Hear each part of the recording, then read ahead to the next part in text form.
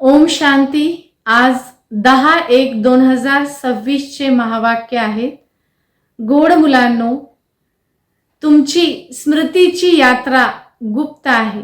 या गुप्त यात्रेमध्ये आपण सतयुग अर्थात स्वर्ग दुनियेकडे जाण्याचे प्रवासी आहोत।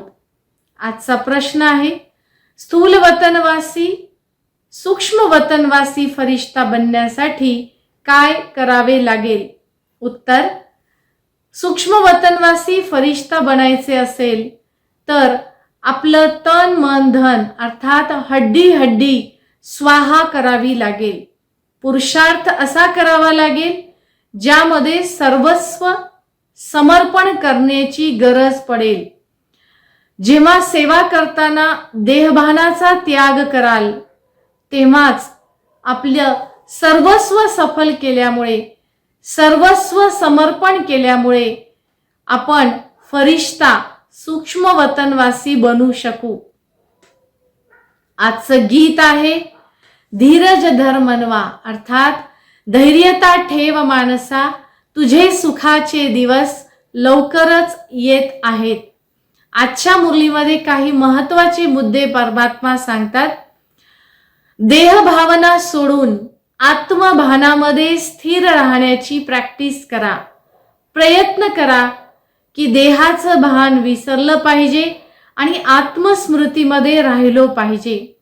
स्मृतीत राहून सेवा कराल तर पुण्याच्या खात्यामध्ये जमा होईल।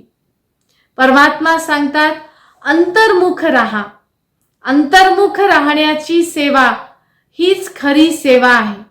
कारण जिथे अंतर्मुखता असेल, जिथे आत्मस्मृती असेल, तिथे स्व अनुभूती आणि परमात्मा अनुभूती सहज करता येईल। म्हणूनच ही आत्मस्मृतीची आणि परमात्मा स्मृतीची यात्रा ही गुप्त यात्रा आहे। बाबांशी आपला संबंध जुटला किंवा नाही जुटला हे गुप्त आहे। म्हणून आठवणीची यात्रा गुप्त आणि प्राप्ती सुद्धा गुप्त। बाह्य संघर्ष न करता अंतर्मुख राहून अंतर्गत परिवर्तनाची प्रक्रिया प्रबल करायची आहे।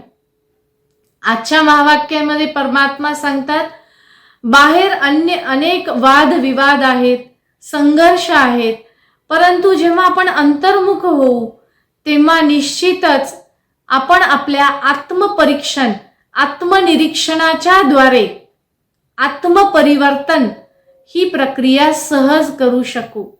आजच्या मुरलीत परमात्मा सांगतात, सतयुगामधून कलियुगामध्ये येण्याचं चक्र जसं पूर्ण होत आहे तसंच आता पुन्हा कलियुगातून सतयुगात जाण्याची प्रक्रिया प्रगत रूपाने चालू करायची आहे, परिवर्तन करायचं आहे। आज परमात्मा काही महत्त्वाचे मुद्दे सांगतात। त्यामध्ये सांगतात की या यात्रेचा, जी गुप्त यात्रा आपली आहे, या यात्रेचा पंडा किंवा रस्ता दाखवणारा शिवबाबा आहे। म्हणून पांडवपतीचं गायन आहे, पांडवांसोबत पांडवपती। तर तो पंडा जो आहे तो आहे शिवबाबा। ईश्वराने ही यात्रा शिकवली आहे आणि यात्रेचा मूळ सार आहे, मन मना भव मध्याजी भव। मन ईश्वरामध्ये लावा आणि सतयुगाला आठवण करा। हा आजच्या मुरलीमध्ये बाबा सार सांगत आहेत। त्यामध्ये बाबांनी सांगितलं, हे अक्षर तुमच्या कामाचे अक्षर आहेत, जे भगवद्गीतेमध्ये सुद्धा आहेत। कोणते? मन मना भव मध्याजी भव। आणि त्याचा अर्थ परमात्मा सांगतात, मन माझ्यामध्ये लावा आणि सतयुग स्वर्ग दुनियेला आठवण करा। ब्रह्माबाबांना जसा साक्षात्कार झाला, सर्वप्रथम विनाशाचा साक्षात्कार झाला आणि ते विनाश पाहून ब्रह्माबाबा थोडेसे विचलित झाले। नंतर चतुर्भुज विष्णूचा जेव्हा साक्षात्कार झाला, ततत्वंचं जेव्हा वरदान मिळालं, तेव्हा ब्रह्माबाबांना खुशी आनंद झाला। तसं परमात्मा सांगतायत, आता या हाहाकारानंतर पुन्हा जय जयकाराची दुनिया येणार आहे। त्राही त्राही होईल, पण नवीन युगाची चाहूल नवीन युगामध्ये आपल्याला जाण्याचं पहिलं पाऊल टाकता येईल. म्हणून परमात्मा उपाय सांगतात, द्या दान तर ग्रहण सुटेल. दान दिल्याशिवाय आत्म्यावर लागलेलं ग्रहण सुटणार नाही. तर दान कोणतं द्यायचं आहे? विकारांचं, अवगुणांचं, कमी कमजोरींचं दान आपल्याला द्यायचं आहे. परमात्मा सांगतायत की भारतावर ग्रहण लागलेलं आहे. कारण सर्वात प्रथम भारत शुद्ध पवित्र होता, सतोप्रधान होता आणि भारतच आता कंगाल तमोप्रधान बनला आहे. म्हणून भारताचे ग्रहण तेव्हा सुटेल जेव्हा आपण अवगुणांचं दान देऊ. स्थूल दान तर दुनियेमध्ये सर्वच जण देतात, पण कमी कमजोरींचं दान, अवगुणांचं दान जेव्हा देऊन टाकू तेव्हा आपण संपूर्ण अवस्थेपर्यंत पोहोचू.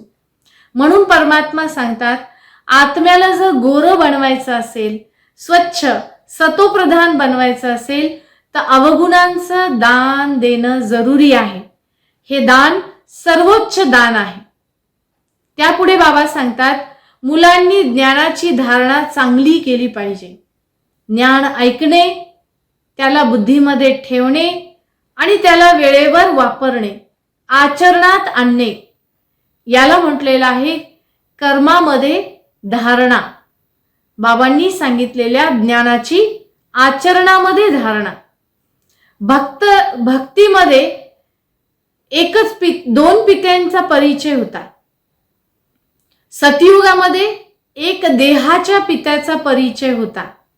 द्वापर युगामध्ये जेव्हा भक्ती सुरू झाली तेव्हा दोन पित्यांचा परिचय होता. अर्थात देहाचे वडीलही माहीत होते आणि पारलौकिक पित्यालाही आपण भक्तीमध्ये आवाज देत होतो. परंतु भाग्य हे संगम युगावर तीन पित्यांचा परिचय आपल्याला माहीत झाला. अलौकिक पिता आहे प्रजापिता ब्रह्मा. तर आपल्याला तीन पित्यांचा परिचय संगम युगावर झाला.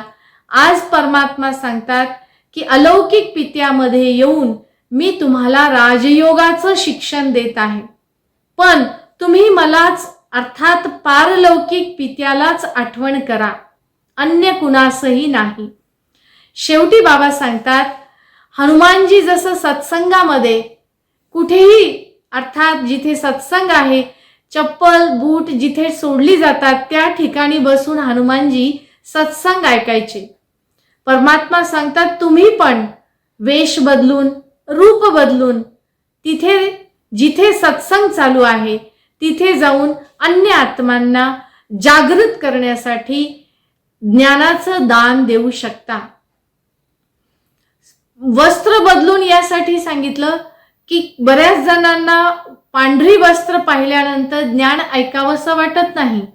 म्हणून बाबांनी सांगितलं, हनुमानजी सारखं निरहंकारी होऊन वस्त्र बदलून अन्य ठिकाणी जाऊनही ज्ञान देऊन त्यांना ज्ञानाचा प्रकाश देऊन उन्नतीकडे घेऊन जाऊ शकता. आजच्या मुरलीमध्ये धारणेसाठी मुख्य सार स्मृतीत राहून सेवेत स्थिर राहायचं आहे. आपली अवस्था स्थिर असेल तर सेवा सुद्धा चांगल्या पद्धतीने आपण करू शकू. परमात्मा सांगतात, देह भावना सोडून आत्मभाव धारण करा. कारण आत्मभानामध्ये राहिले तर आत्म्याची चार्जिंग शक्ती आत्म्यामध्ये भरली जाईल, चार्जिंग आपोआप होईल.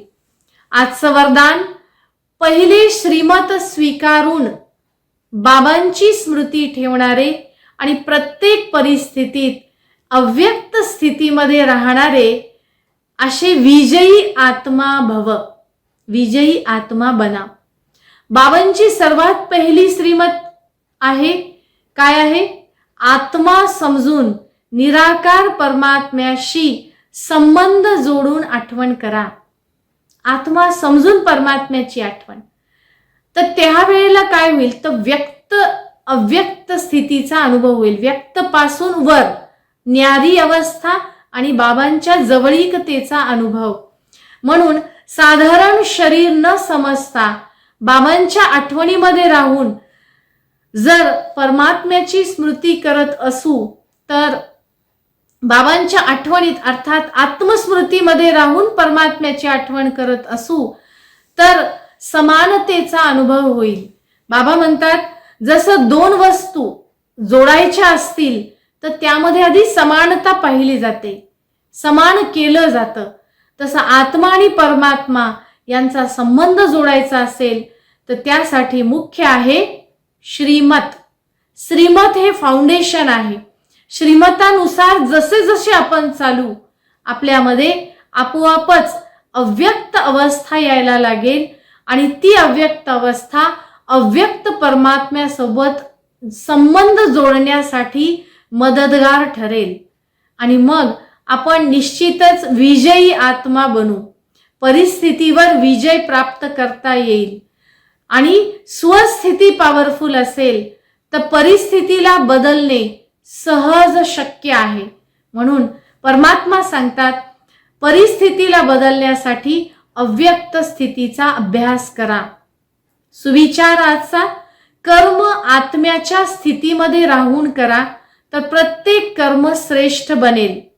कर्म हे आत्म्याला दर्शवणारे दर्पण आहे, आरसा आहे.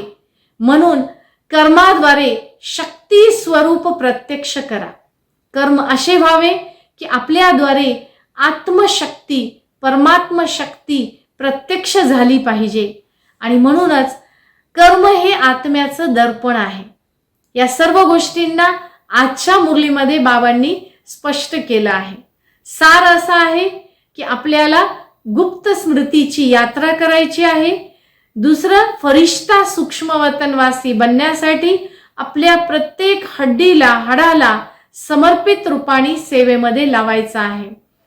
आपल्या स्वस्थितीच्या द्वारे परिस्थितीला बदलायचं आहे आणि आठवणीची यात्रा सुखद सरळ करून सतयुगामध्ये जाण्याची तयारी करायची आहे. ओम शांती.